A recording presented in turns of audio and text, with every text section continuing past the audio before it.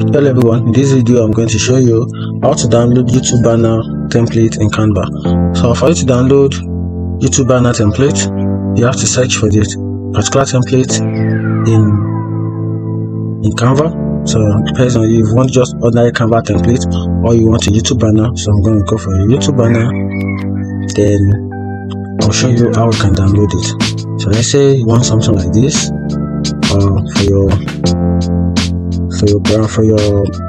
brand.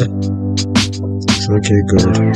But don't forget, any template you want to download, any ready-made template you want to download from banner from Canva, you have to edit it and customize it. It's something more doable for you.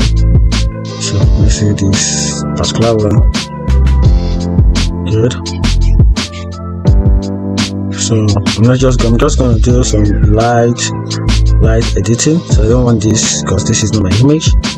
Right now I don't have any image.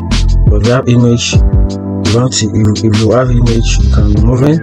Just go to upload. Okay, good. You can just upload anything, or probably if you have your image on your PC, just copy it and paste and drag it inside. Canva also supports pick and drag, so just drag it inside. So since I'm not have any image for now, I'm just going to delete this. Okay, then after that, okay, good. Let me search from icon. Good. Let me drag this icon and put. I can just easily use this icon as an example. Then let me just remove this. Let me remove this whole entire. Good. Then just put it this instead of the. Good. Then change the size. Then put it here. Then you can just easily edit the name. Then let's say name of my channel. Twoguysfinance.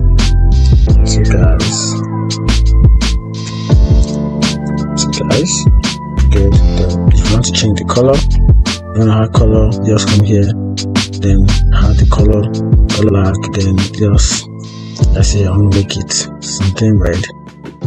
Good. After I have to underline it, then okay, good. Let's say record. Good. Alright, that's it.